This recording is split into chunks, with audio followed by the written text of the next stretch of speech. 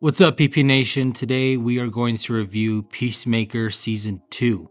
I personally really liked Season 1 of Peacemaker, so I was kind of excited going into this one, especially because this is the first show in James Gunn DC Universe, or his new one. I mean, I guess technically Season 1 is now canon to this one, but still, this is the first one after James Gunn has officially took over the helm. Because going in to see Superman, I was actually really nervous because I was worried James Gunn was just gonna James Gunnify everything, and have all this out of place humor and make things too quirky, too silly. But I was happy with the end result of Superman. I have my gripes with it, but overall, I think he did a good job not putting too much of those things in that movie. But with Peacemaker, it's like he held off on Superman, and once Peacemaker started, he's like, fuck, he just blew his load all over this shit. Because I'll be honest, I love the Guardian movies. I thought those were spectacular and they felt fresh within the MCU.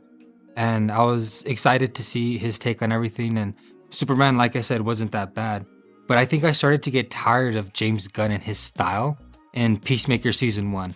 I thought like the humor was dragging on for too long. It was a little too much, too in your face, and the style of the humor was very repetitive. It felt like they were telling the same joke over and over again. I think it started to annoy me a little bit there. I think that's when I started to have a little bit of fatigue. Yeah, I don't blame you. I mean, when you get force-fed something for so long in the same style for so long, you tend to get tired of it. I'm in the same boat as you. A lot of these things, a lot of these jokes really don't even have a punchline, and I feel like he tries to be edgy, but he's not naturally edgy, so it just comes out as like weird, out of place. And I don't know, man, these two episodes really pissed me off. I don't know what it was, but I couldn't get into them. I don't know if season 1 is this bad or I'm just not remembering right. No, but that's some real shit you just said there. Like, I feel like James Gunn tries to be edgy, but just comes off as like weird and like out of place. Because like you said, this is why he got canceled in the first place.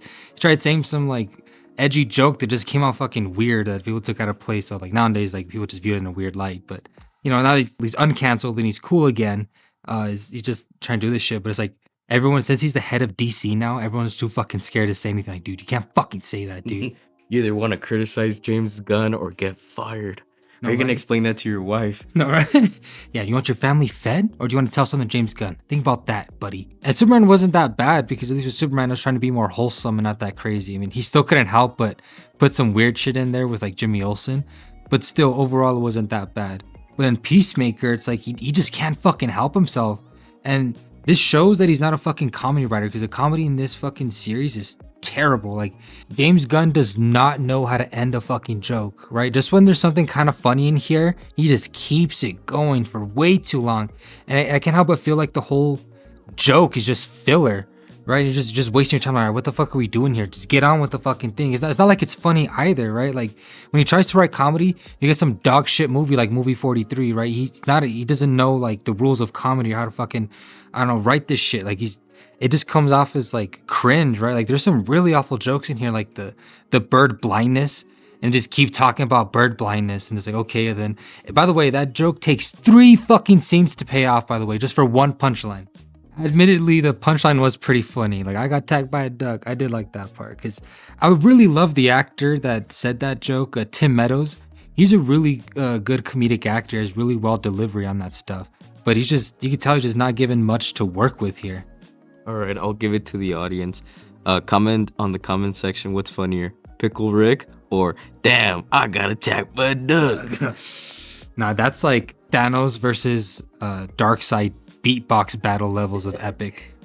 Yeah, I can't help but find myself kind of cringing at some of the jokes, but one thing I really cringe at is the fake camaraderie between all these people. Like, they try to show like how perfect the relationship is between his dad and brother from the alternate dimension, like the perfect happy family, but they don't feel like a fucking family at all. They feel like some actors like fucking saying lines about how the good old days were. Like, it comes off so fake and ingenuine. Same with the friendship, like with them on the rooftop party and dancing, they're just like kind of talking, like having these conversations. A lot of it felt so fake and forced. Like, none of it felt real.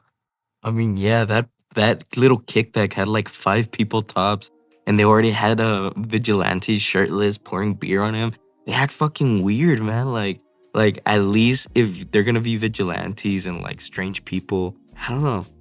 I don't know, it just doesn't work for me. That's the thing too. They're strange people, but they keep trying so hard to make them normal.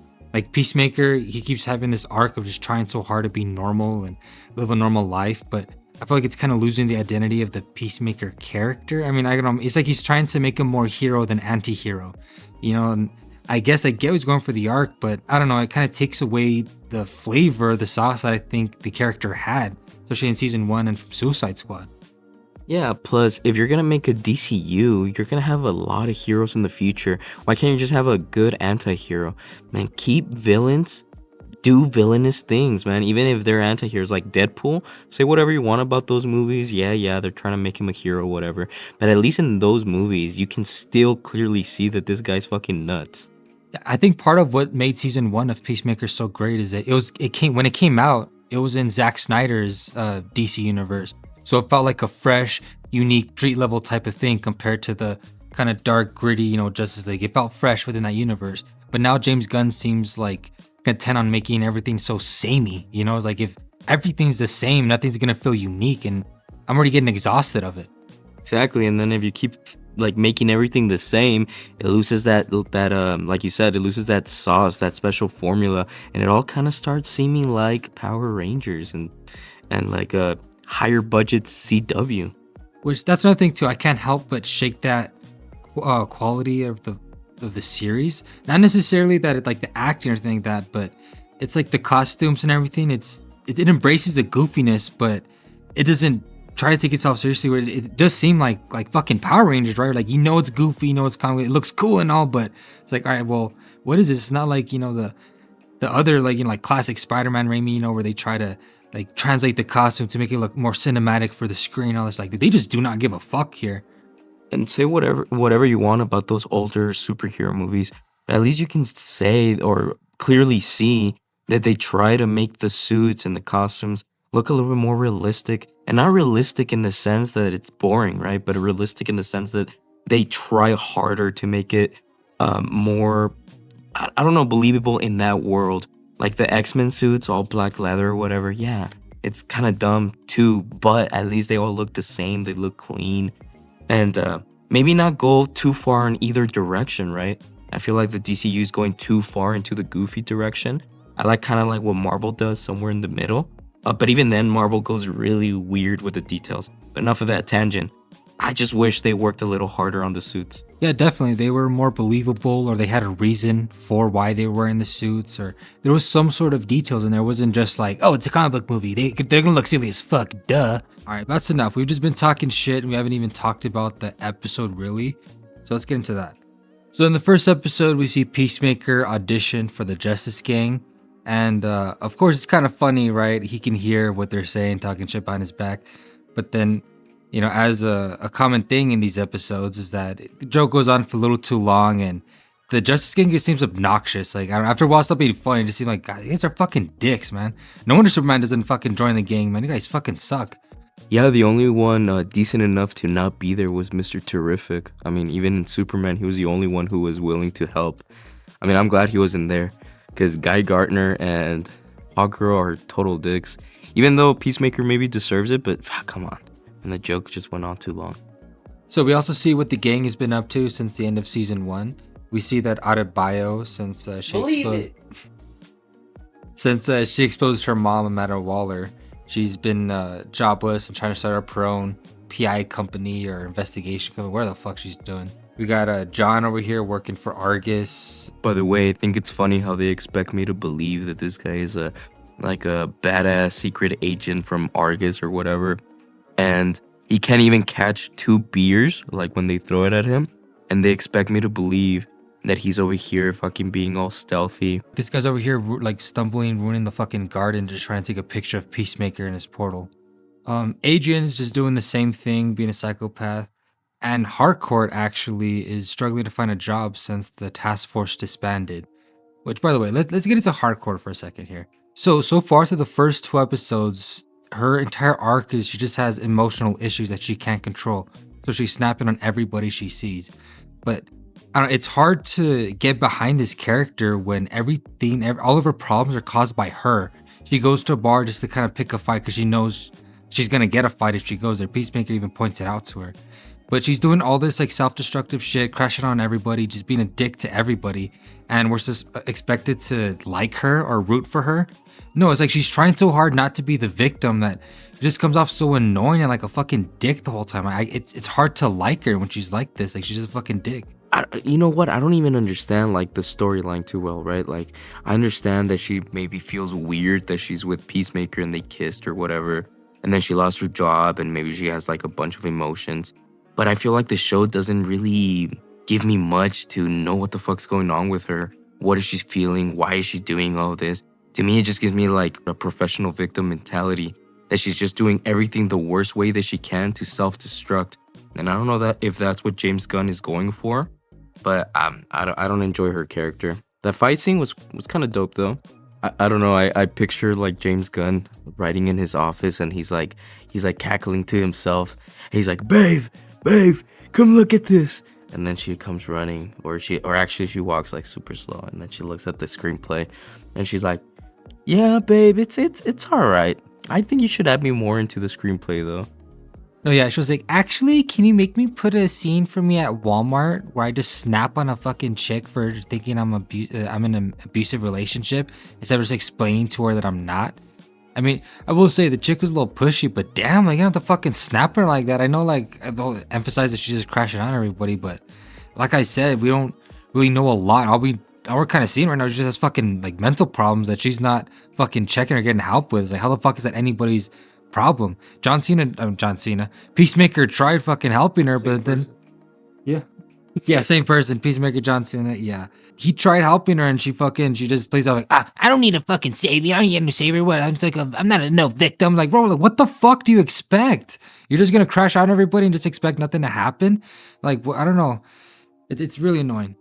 Yeah, I will say one positive is I really do like the fight scenes in this show. Like the fight scene with Hardcore in the bar was actually really brutal and it was really entertaining, I will say. And although the Eagly scene was pretty fun, it was a little silly. Like, all right, what the fuck's going on here? When Peacemaker's fired himself, that was really cool and entertaining, especially seeing Peacemaker like actually be fucking good with his tech and stuff in the jetpack. It was cool.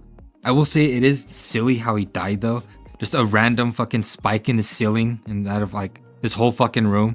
Like, I don't know, that did seem really coincidental and it's kind of weird. And that was an interesting hook for the show. But in episode 2, you rarely see any progression of that storyline. You see him dispose of the body, but that's about it. Not until the end of the episode did you kind of get a progression with that. A lot of this episode felt kind of like filler. Just them sitting around talking or just saying pointless jokes like half the time. I don't know. It's like episode 2 and we still kind of haven't gotten really into like the meat of the story yet. Like, I mean, how many episodes are there? Like 8 in this? Like, come on. We gotta pick this up a little bit. Feels like filler. Yeah, not to mention James Gunn's needle drops all over the fucking place. No, straight up, that's one thing that's kind of annoys me about James Gunn is that he's always fucking dropping like licensed music any chance he fucking gets. Bro saw a Tarantino movie once and hasn't looked back since. And I feel like half this budget is just music for those licensed soundtracks. Maybe you put a little more budget into the costume department, maybe it wouldn't look so goofy, but I don't know. What do I know? I'm just some asshole on the internet. I know we've just been talking shit this whole time, but I'm pretty disappointed by the first 2 episodes, if I'm being honest. I really hope it picks up in these next few episodes and it stops getting on my nerves so much. You know, I mean, we will cover the entire series, so stay tuned for that. And we'll probably review season 1 after this too. Maybe we'll see if season 1 actually was good or if we're just blinded or something. So I'm gonna give episode 1 of season 2 of Peacemaker, I'll give that one a 6, but I'll give episode 2 a 4. We'll keep track and we'll see at the end the average score of this series. But yeah, so far, not enjoying it as much as I wanted to. Nah, for me, the first episode, I'd have to give it a 4. And the second episode, since it felt like filler, I'd have to give it a 2 or a 3. All right, well, we'll see if it picks up. But we'll catch you guys in the next one. Deuces. Bye. Welcome back to Pixel Plot Productions. Today we are reviewing Peacemaker Season 2, Episodes 3 through 5. Now, we got a lot of heat in the last one for our objectively correct takes from a lot of the fans of Peacemaker and the James Gunn's fan base, and I think you guys will be surprised to see what we thought about these next few episodes. One of our biggest complaints about the first 2 episodes is that a lot of the comedy scenes felt way too stretched out to the point where they just felt like filler because of how unfunny they were as well. And I've had a lot of meaningful discussions with people in our comment section, all friendly of course, no upset James Gunn fans of course. But we're happy to say that in the next few episodes they didn't do it nearly as much. The jokes didn't feel as stretched out or as long. They felt better and more well placed. We don't want to take all the credit, but I'm pretty sure James Gunn, or one of the directors of the episodes, are a huge fan of Pixel Pop Productions, so shout out to them. So episode 3 was actually pretty good. We actually got a progression in the plot, and we see Peacemaker go to the alternate dimension and go on a date with Harcourt.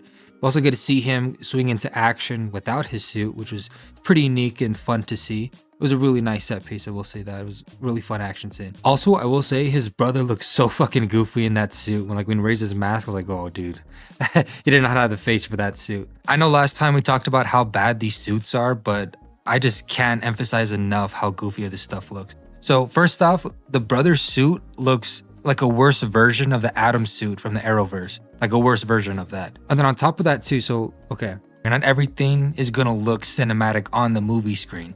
Right? That's why some things like texture and lighting and the shape of the costume itself matter a lot, right? So the Peacemaker costume is directly translated from the comics, perfect one-to-one recreation. And the skin in Fortnite of Peacemaker, it's a perfect one-to-one recreation of the live action one, which is perfect recreation of the comic book suits. It's all the same exact suit across all mediums. It looks fantastic in Fortnite, looks awesome in the comics. But notice how he just looks goofy as fuck in live action. And that's because, right, like in live action, there has to be some sort of translation to it to make it seem more cinematic and not look as goofy. Not everything can be a one-to-one translation. I thought I wanted that before, but no, it looks goofy. I mean, as much as I love the cap suit from Avengers 1, it is a little fucking goofy and silly, and they had to make the suits following that looked a lot better and much more cinematic. All right, enough of that tangent. Episode 3 was actually fun. It was interesting to watch. The plot was progressing, stuff was happening, and I thought the humor wasn't as bad as it was the first 2 episodes. And I don't know, you get to see a little insight into who Peacemaker was in this last universe and how much he is different from the Peacemaker we know, and how much more mature he is and how much he's grown. And I will say, yeah, episode 3 was definitely the highlight of these 3 episodes for me.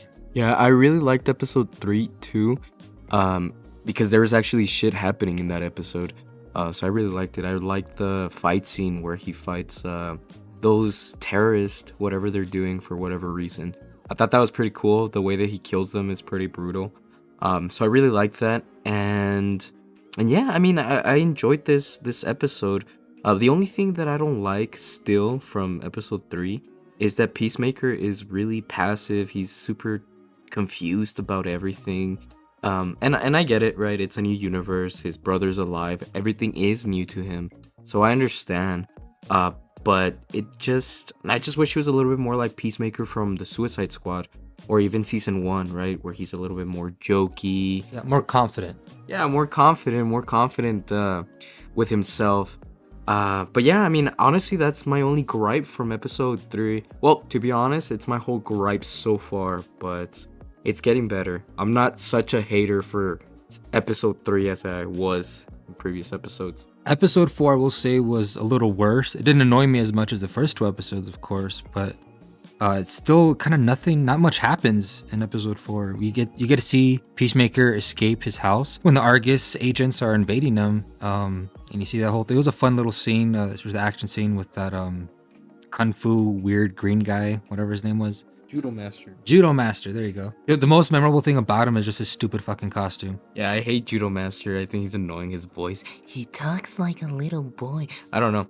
I hate it. His costume is so shit. I mean, we have our gripes with the Peacemaker costume, but that one looks way better compared to this fucking guy. He has a fucking Batman Begins neck. No, honestly, yeah, I don't think there's a single person on this planet that can say that Judo Master costume looks good. You could say it looks comic accurate. That does not mean it looks good at all. Real quick, we looked it up. It is not comic accurate at all. The colors are not even remotely close. I mean, you could literally put him like in a bandana or something. He'll look way better. I know he's like a joke character. He's always eating his Cheetos and shit, but he's not funny to me. He just annoys me. One joke character that was hilarious though was Red Street Wild, that Michael Rooker cultural appropriation bird hunter guy. That guy was actually hilarious. I love his whole thing. I think it's so hilarious too that Eagly, his sidekick, has a whole ass villain with like a side arc, you know, like fucking superpowers, mystical shit. Everything with Michael Rooker in here was hilarious, I will say. No, yeah, I agree. Michael Rooker in every in everything he does, he's great. I mean, funny enough, I thought he was just playing a Native American guy. I completely overlooked his accent, his like hillbilly accent, and everything. I was just like, oh, okay, he's just like I don't know why, but then the what's his name? John? Economist? Yeah. Yeah, Economist was like, okay, cultural appropriation guy. I was like, oh shit, okay. That's how good his acting is, man.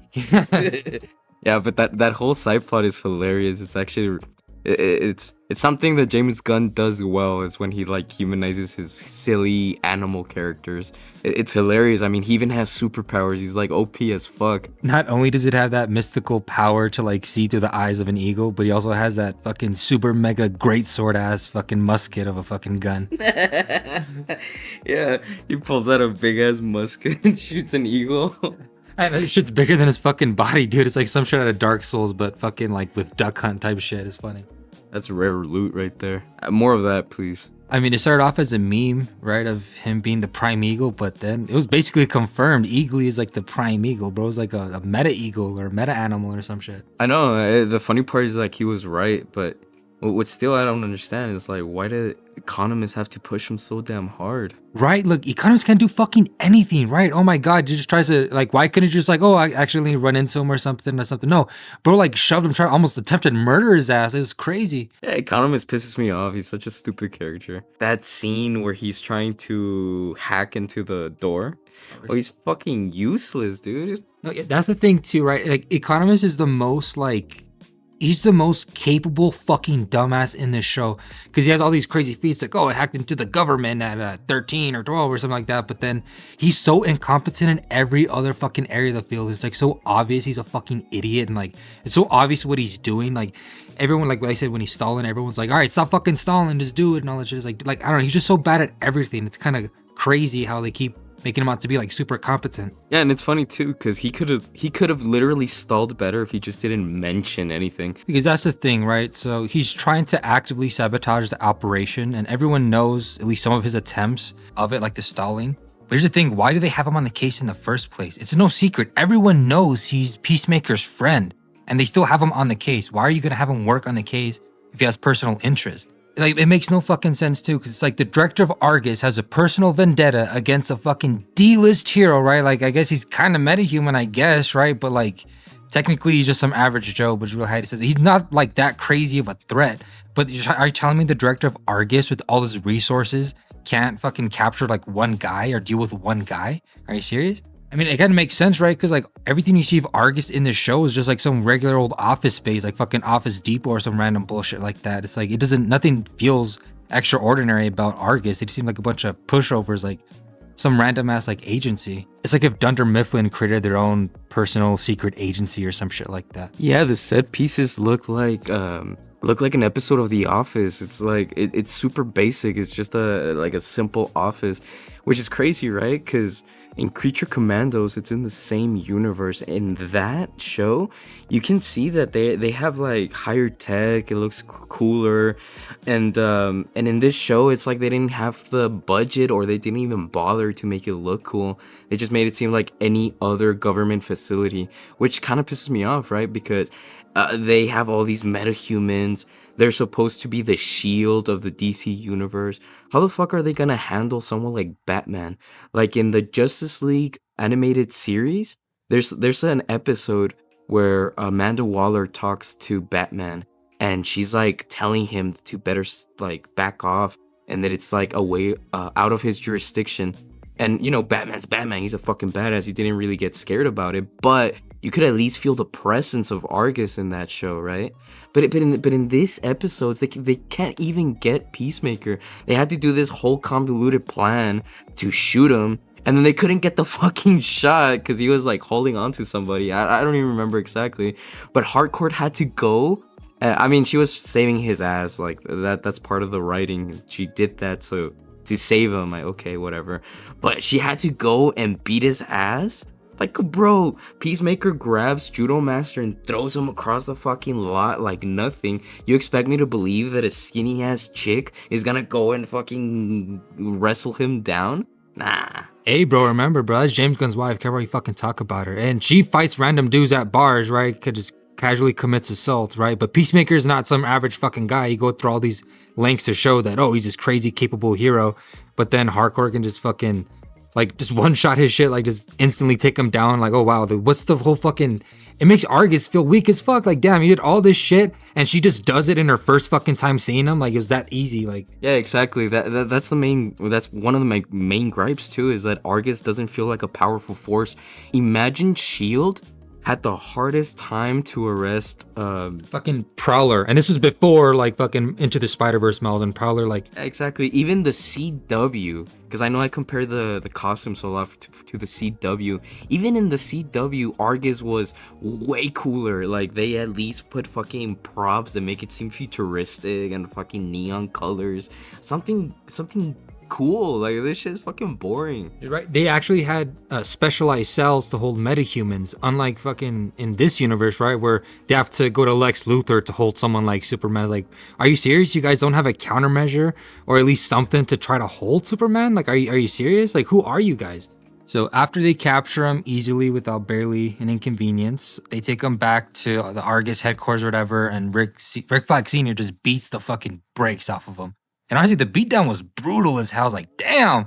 You're like, damn, Peacemaker not gonna fight back at all? Like, who? All right, well, I mean, wouldn't Peacemaker fight back? Wouldn't you think? I mean, just getting assaulted at this point. I don't know. Maybe just don't want to get in more trouble. But really, like, that's Peacemaker? You expect me to believe Peacemaker? They're like willing to do anything. They're willing to murder women, children, no matter what, to do all this shit. This crazy tough ass guy would not defend himself versus just someone just beat his fucking ass. That was a little weird. But anyway, it's crazy how this whole thing is stopped and he's saved just because John enters, he books him. He enters a name to the database. Like, really? That's enough to stop you. That's enough to stop Argus. Just book him into the system. Yeah, because it's not like you guys have like crazy hackers to wipe him from the database or anything like that. Like, nothing crazy like S.H.I.E.L.D. would do. These guys, remember, these guys work at Dunder Mifflin apparently. You have to remember the Peacemaker is depressed. That's why. But yeah, honestly, the only redeeming part of episode 5 was the whole Red Street Wild scene with the birds and the eagles and all that shit. Aside from that, everything in this episode kind of just annoyed me or pissed me off. Just how stupid everything was. Like, oh, I don't know. It seemed like they were doing something clever. Like, oh, he booked him. Oh, cool, crazy, outsmarted him. But it's like, really? Like, that's all it takes to outsmart Argus? Are you serious? I don't know. It just makes Argus seem incompetent and incapable. Yeah, for sure. How the hell is this season or this universe supposed to make me feel like Peacemaker is dealing with crazy odds if Argus is so incompetent? Honestly, just bring Amanda Waller back. She was the one who was actually getting shit done. She was doing illegal stuff, but because she thought she was doing the right thing. And you know, if Amanda Waller was still in charge, that booking shit wouldn't have flied. She would have found a way to kill this fucking Peacemaker, dude. Right? And John would not have a fucking job if she was still working there. Got fired the second he mentioned that he was his friend. So all in all, I really enjoyed episode 3. I thought it was really fun. The action was really cool. It was really cool seeing the parallel universe, seeing the differences and things like that. I'd give that episode an 8 out of 10. And I'd give episode 4, I'd give that one a 6. Not a lot happened in that episode. It was just a lot of build up, and I guess we got to see Peacemaker escape Argus, which was barely an inconvenience to him. So, what a surprise. And then episode 5, though, was a lot more fun, a lot more happened. There were a lot of things that did piss me off, so I'll probably give episode 5 a 7 just because of some of the stuff that happened was just a little outrageous for me. No, yeah, for me, I think episode 3, 4, and 5, I'm gonna give them all a 6. There is things I enjoy way more than the first 2 episodes. I laughed more with the whole cultural appropriation Yondu guy. And it was just great. I love the whole eagly part. But yeah, I mean, there's a lot of Argus things, and and a lot of things that just didn't make sense, that just doesn't put it above that 6 for me. And hopefully the next episodes that come through are better and I can have a better feeling. But yeah, so far, pretty lackluster. But there is something I wanted to mention in the previous video that I didn't get a chance to. I really need to gripe on that orgy scene, because it's weird, right? Because for Superman, like, it just came out, he wanted to release Superman early so people can watch it on streaming, so it can tie to Peacemaker. And I get it, we're both adults. Me and Sergio, we're adults. We don't really care. It's fun, and we like the violence and the edginess that Peacemaker has. But for like a little kid, because that's what Superman is for, right? It's mostly for little kids. Why are they advertising a kids movie with an adult show, and then the first 2 episodes there's an orgy scene that it's pretty X-rated? It's tasteless for me, right? Because if they do a Peacemaker show, okay, fine, do it, but at least make it kind of like, don't make it the main course of that fucking DCU. Because Peacemaker is like a B-lister or D-lister. No one cares about him. And you're making him like an A-lister, you're putting him in the front lines. No, exactly. Peacemaker's a D-lister, but James Gunn is just trying so hard to be different that he's trying to find obscure characters to bring to the spotlight for whatever reason. But no, James Gunn outright said Peacemaker Season 2 is directly leading to Man of Tomorrow, the James Gunn Superman sequel, which, like you said, why the fuck are you gonna make kids watch the orgy scene in Peacemaker, all this X-rated shit? Why are you gonna make them watch that in order to understand the new Superman movie? First off, that's kind of what killed the MCU, right? Trying to link everything to everything. Like, oh, you have to watch this to understand this, and this leads into that. People got tired of that, and they don't. That's why a lot of people are kind of turned off to a lot of Marvel movies. You don't care to see the last like 10 movies following up just to understand this one. But it's like he's already making the same mistake with that. But not only that, but you're making, like you said, an X-rated thing the main course, and it's weird. If it's supposed to be a family-friendly thing for kids, but you're making the raunchy, like X-rated character the main thing, it does not work. And like you said, it's just tasteless and weird. Yeah, it's not gonna work because, like, let's say parents watch what their kids are watching. They get HBO, and sure, whatever, maybe superhero movies are getting outdated and it's mostly just fucking neckbeards and adults watching the fucking shows. But I don't think so. I miss when I was a kid and I used to watch really good superhero movies. Spider-Man 2, the Raimi universe, didn't have no fucking orgy scene. The Justice League animated series didn't have a fucking gangbang. Like, I grew up loving these characters because they meant something to me. They were idols to me. I mean, that's what I would like kids to grow up looking or watching, right? I mean, if they go see Superman, if I take my little cousin to see Superman, I want her to get to know all these characters, have a good time. And if she wants to watch more shows, wants to learn more about the DC universe, I'm not gonna show her fucking Peacemaker. Dude, right? Exactly. Superman is like good for kids. Like, oh, be kind, be the best version of you, no matter how rough the world is. All this nice, hopeful shit. But oh, by the way, kids, watch this crazy fucking shit if you want to understand the sequel to this next one. It's like, why are you gonna do that? And it's like, people look up to these heroes to send a message, and it's like, Peacemaker's not the character to use if you want to do that. And yeah, I mean, I'm not saying you can't use him. Of course, Peacemaker can be his own thing and have a fun little sideshow. But you try to put him in the front and center when it just completely clashes with what Superman, a lot of the Justice League is about. And it's like, are you just trying to make like an R-rated Justice League? It's like, well, I mean, Zack Snyder tried doing a mature Justice League, but everyone hated it.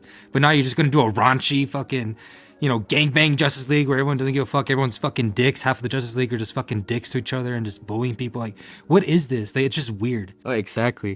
That's my main problem with this new universe. It feels like a very raunchy. I don't know if half-assed is the correct term, but it just doesn't feel like grandiose. It doesn't feel like a 90s superhero movie. It literally just feels like I'm watching a Power Ranger show. And I understand there's gonna be some comments of me saying this, and you're gonna be like, well, you don't have to watch it. It's optional if you want to watch it. And okay, yeah, but James Gunn said himself that he's releasing Superman early so people can understand Peacemaker. I mean, It came out of his mouth, not mine. They even have a podcast where they talk about this shit. That's it for this video. It's already way too long for, it's not even the season finale yet, but we'll see you guys in the next one. Deuces. What's up, PP Nation? Welcome back. Today we are reviewing Peacemaker Season 2 in its entirety, or specifically the last 3 episodes. So we pick up in episode 6 with the 11th Street kids heading to the alternate dimension to look for Peacemaker. And you see some pretty fun interactions, like you see Vigilante interact with his other self, which was pretty cool. I like how they reference Spider-Man. And apparently James Gunn said that in DC they read Marvel comics, and in Marvel they read DC comics, because in some Guardians of the Galaxy special they reference Batman. So I thought that was a cool little connection right there. This episode did a decent job at building suspense with the alternate versions of Harcourt and who are they going to find out. I thought it did a pretty good job building up to that moment where it finally breaks and it's revealed. It is pretty silly that Peacemaker didn't realize this was a Nazi universe. I mean, obviously, right, he was blind, he just wanted to see what he wanted to see, but it's like, damn. Don't forget the huge mural of Hitler on the wall. He saw it, but he just needed to save face when everybody showed up. Dude, I know, we can't forget who his dad was. Again, not just gonna act like he's not just a little bit racist or brainwashed or something's lingering there. I mean, he even said, best universe ever, like happy as hell. What did he mean by that? Aside from that silly little detail, I thought the episode was pretty fun, pretty entertaining, and it ended on a pretty good cliffhanger, actually. I was excited to watch the next episode. And then the next episode happened, and it was complete utter dog shit. So the last episode ended off with Adebayo walking around and, oh my gosh, she's black. So the whole neighborhood starts like attacking her and running after her. Everyone comes out of their houses. And I just think it's very weird how like everyone just comes out of their house, but only facing in front of her. No one comes out of the houses behind her. So she can just run away in that direction because no one exists in that part of the town, I guess. But here's the craziest part. They had cars and they didn't chase her. Keith got out of his truck to honk the horn and chase her on foot? Are you serious? You would think if they wanted her dead, they would just ram that shit. Yeah, no, but knowing James Gunn, I guess with his writing, I guess Adebayo could outrun the car maybe. All right, now listen. We over here at Pixel Plot Productions love Danielle Brooks. We think she's absolutely gorgeous. You need a wide stance for that. If I beat that pussy up, bitch, you gon' tell on me. We love her, but let's be realistic. I don't think she's jumping the gate and outrunning all those people. On top of that too, there's a part, some guy had a crazy angle on her, like dead to rights angle type thing, and she was not outrunning on the pace she was running. And it just kind of cut away, obviously, but it was like, no, it was a little unrealistic. But the most unrealistic part was how she got away with it. So this genius has a bright idea to jump into a tiny pool, not even a big pool, like not like a big swimming pool, like, right, just to escape this whole mob for some reason. And let me tell you what, this whole mob, right, the whole neighborhood apparently is chasing after her. They have the bright idea to follow her in the pool. No one walks around to the edges, like it's not a big pool, like they have to like 5 steps to the left and they can catch her. It's not a big pool, they could just surround it pretty easily. No, they all just dive right after her. And they still can't even catch her in that small pool. Then here comes Judo Master with, hey, need help? Bro takes 5 minutes to offer his hand, help out of the pool. Then he electrocutes the whole pool full of people. Because no one had time to get out. Everyone jumped inside the pool. Like no one is like, oh man, I don't want to get my clothes wet. Let me go chase them on the other side of it. Or they have to get out that pool some way. Like, why did everyone jump into that pool? And honestly, this show had a lot of scenes like that. Just dumb shit happening. Like, that scene in particular is fucking ass. It's like you said, it's a tiny ass pool, and you would think that people would just run around it, right? Nah, but you know what it is? It's laziness. It's lazy writing. They can't think of a different way they should outrun all these people without Judo Master killing them like that. Or I don't know. I just feel like it's lazy. It's like, oh, they wanted a cool cheap scene where they electrocute people, but it's like, how do we write this? Oh, they all follow her into the pool. It's fucking pathetic. Yeah, I love those words used. Lazy and pathetic. Like, what the fuck is this writing? So after that absolutely ridiculous escape, they end up hiding out in some house and they play Scrabble for some reason. Like, why? Right, like, shouldn't you guys be on guard? You guys are minorities in this perfect white world. Shouldn't you guys just be watching the door or something? Like, why not have them, like, facing each side? One's facing the front door, one's facing the back door, and they're back to back. And as they talk and connect too, they start moving closer and start facing each other to show that they connect. Or I don't know, anything, right? Better than just some stupid fucking Scrabble scene. Not that what they were saying was necessarily bad, but it's like, really, you guys are just gonna be chilling right there, like just playing Scrabble after like you guys just ran for your life. You guys are wanted in this whole fucking alternate dimension, really? All right, so this episode wasn't all complete shit, right? Like there was a kind of cool scene where he's escaping the police and all that stuff. Then they end up capturing Peacemaker and they interrogate him with the dad and the brother. I thought that scene was pretty good. I liked what the dad was saying, about like, oh, I'm sorry, like my world isn't perfect, but like he can't do everything just to like fight the whole system by himself. Like he's just living in his world. I thought that was pretty cool, but then everything's kind of immediately undercut by almost like a gag, him just getting fucking stabbed in the neck by Vigilante. I don't know, it just felt like super undercut just from that, and then I was like his death was played as a joke, and it was like a very horrific scene for Peacemaker, right? Like you just see his dad get killed again in front of his eyes, and John Cena's performance in this whole scene was really, really good. Guy came to work. Yeah, John delivered some very emotional lines. That this performance was really good in this episode. Like when they're watching his brother get stabbed by everyone, and he's like, "No, stop, get off him." I thought that was really well done. But after that, they just kind of leave, and I'm thinking, right, oh, they're gonna set it up, man. This brother's they're gonna kill him. But no, we just never hear from this brother, this dimension again. Like that's it. Yeah, I mean, I agree. That was the best part of that episode, but I still didn't like it because it didn't make sense to me, right? Not only do I feel like this season doesn't have stakes, the pacing is all over the place. That interrogation scene felt pointless and weird to me. Like, okay, you're saying that in this Nazi world, his dad was a normal person or a genuinely good person. Okay, I understand if that's what they wanted to make the twist, so the gag of him dying like a dog was funnier, which wasn't, by the way. How are you gonna tell me that in this Nazi world there's somebody that thinks differently? Okay, you can say that maybe it's because of the Sons of Liberty. Maybe he was like the leader of that, right?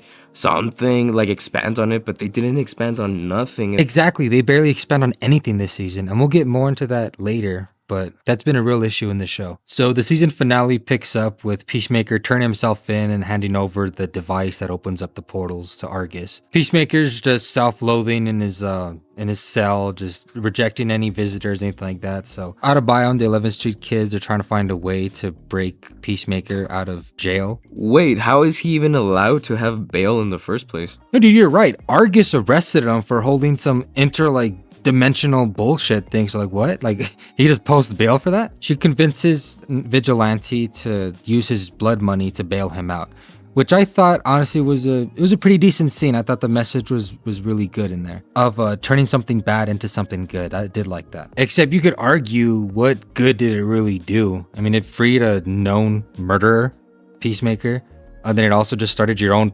personal private spy company.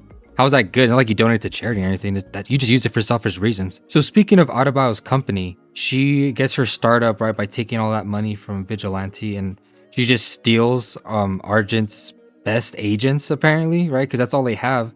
I mean, these agents, mind you, were out there investigating these interdimensional doorways, right? Like these are the best Argus have. These guys. Tits McGee and that other guy, dude. Like those are really your best soldiers, Argus best. Don't they have Suicide Squad or Creature Commandos to be doing like crazy shit like this? Yeah, I know, they send them through all these interdimensional portals with just like a fucking pistol.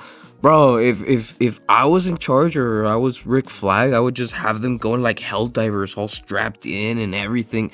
Somehow they make the scientists from Alien Covenant seem like geniuses. These fucking people are idiots. They would lose a lot of people every time they would go into the portals. And mind you, that whole scene was well made and I enjoyed it. It was funny. And you can tell that they really put the budget on that scene. But it just doesn't really, like, man, this whole series, or season 2, they make Argus look like incompetent losers. And they just keep showing me that even when they're going through an interdimensional gateway. I'm like, bro, what the fuck? No, straight up, Argus is a fucking joke in Peacemaker season 2. Like, honestly, like, this is supposed to be the shield of DC. No, these guys are a fucking joke, man. Adebayo's PI team is already, like, It's already probably matched with Argus's personnel, let's be honest. Except I'd argue Out of Bio has a better building than the fucking Argus one. And back to your point about Argus being ill-equipped to do that, like, they only have like a breathing apparatus, like that's all their suit is for, to breathe. And they only have like a pistol. Some of them don't even have a weapon. One guy was just punching those damn creatures. Like, really? This is how you guys are equipped to go into that? They even mentioned the scene after that Argus spent tens of thousands of dollars on this, and they only have a rope.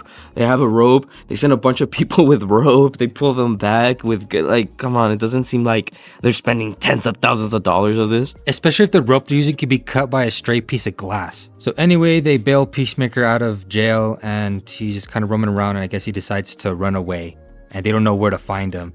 And when they finally do find him, Vigilante tackles him, and I'm thinking, oh man, this would be so sick. We finally got a Vigilante fight. Because I was hoping we would get a Vigilante fight versus Peacemaker with like the alternate dimension. Vigilante, he fights him. He said he hates Peacemaker. It would have been cool to see a fight there between them. Or at least this one, like a friendly fight of him wanting to get away but not getting away. Like, this was a perfect opportunity to have something cool like that, but as you just, nothing happens. Nothing happens as usual with this show. Yeah, there hasn't been any fight scenes. I mean, the last fight scene that had Peacemaker was when he was killing the Sons of Liberty. I mean, I wanted some more action. Even the CW made sure that they had enough action on a superhero show. Nah, man, just like a CW show, this shit focuses heavily on the romance. Like, throughout this whole episode, you're getting sprinkles of flashbacks between Peacemaker and Harcourt. By the way, who is James Gunn's wife. No, hey, there's nothing wrong with, putting your wife on, helping her out with her acting career and casting her in something big, but I just think it's a little weird he casted her as the main love interest and he's spending so much time on this love story, which, by the way, kind of doesn't make sense because this Peacemaker killed Harcourt's friend, the only person she could consider a friend. I know the whole thing like, oh yeah, I did hate you, but she wanted more, but it's like, this whole relationship just feels kind of unlikely, and it's like, damn, I mean, did you have to cast your wife in that role? You couldn't cast her in something else, or couldn't write a different role?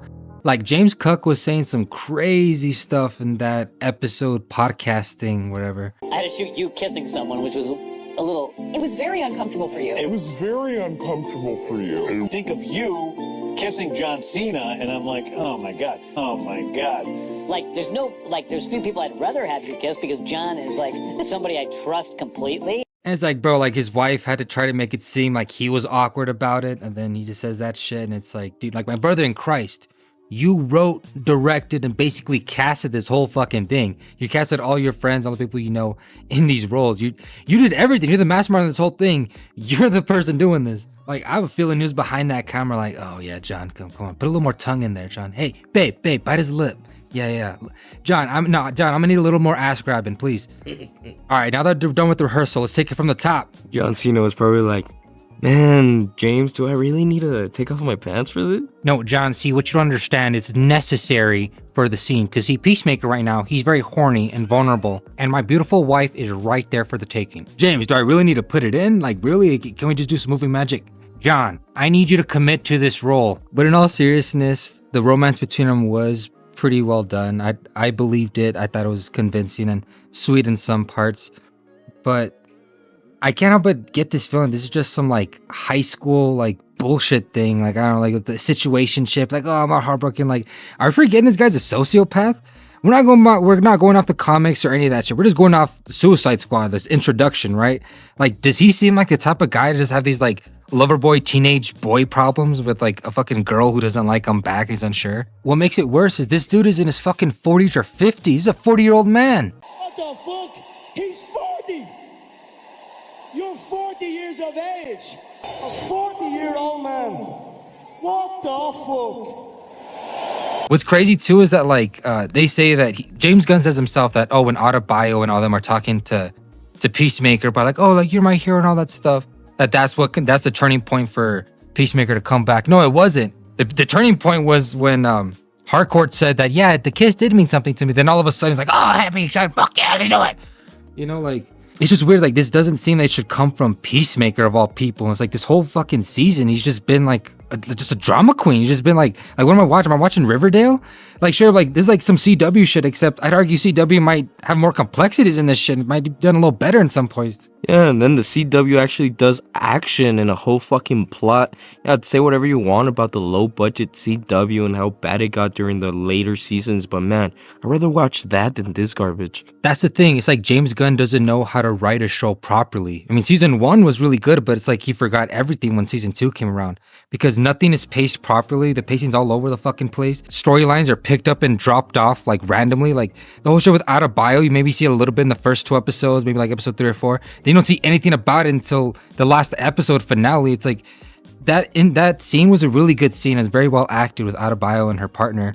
It was a really good, well done scene, and man, the message was very powerful. It was a good scene, but it's like it lost all its impact because we haven't seen anything about this shit since like the first like couple episodes. How are we supposed to fucking care? Because if you're watching this, if you're binge watching it, it was hours and hours ago that you saw this shit.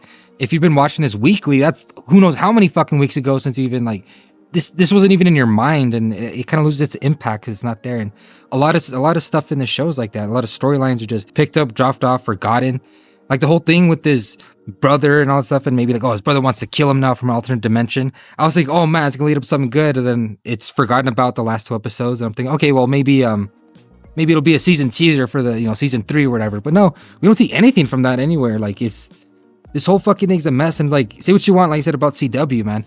They knew how to at least keep a fucking show going. Those series had 23, 24 episode seasons. That's a lot of fucking episodes, each one an hour long. That's a lot of fucking time. And to write a proper good show, right, it can't be that long. That's a lot of filler.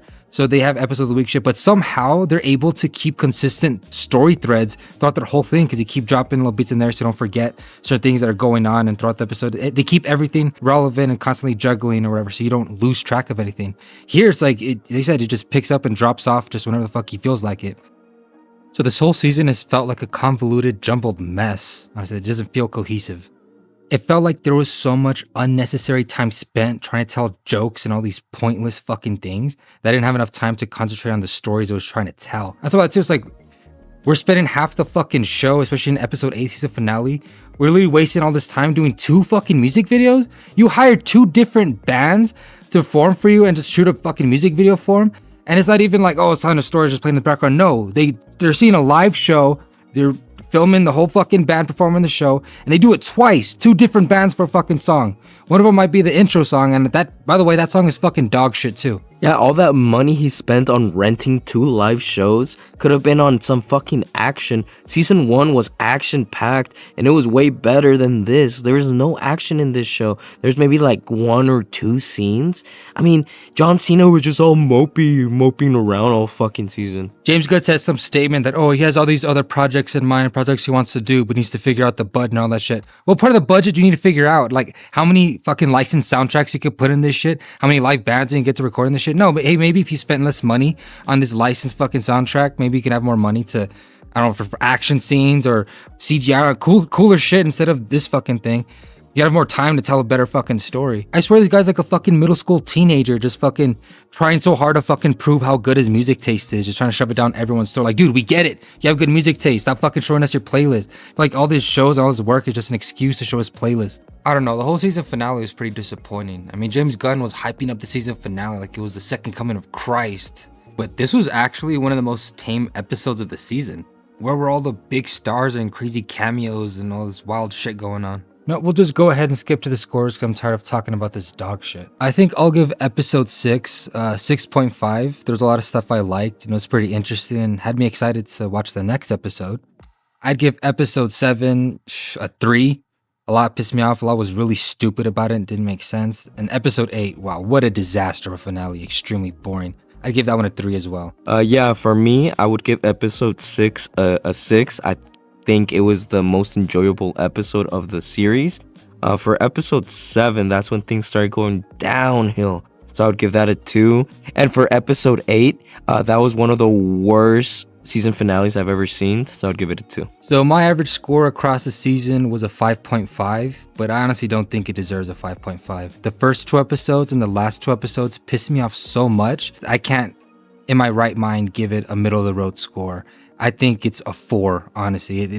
There was so much wasted time telling unnecessary jokes or just putting unnecessary songs in there in music videos that we couldn't focus on the actual story they were trying to tell, and it comes out across as a jumbled fucking mess. My average would be a 4, and I agree with your sentiment. This is below par. This season is honestly it's garbage. I would rather watch anything else. I'd rather watch Arrowverse than having to sit down and watch this shit again. But yeah, for me, a 4, and I think it's pretty fitting. Well, that's all for our Peacemaker Season 2 review. We'll catch you guys in the next one. Deuces.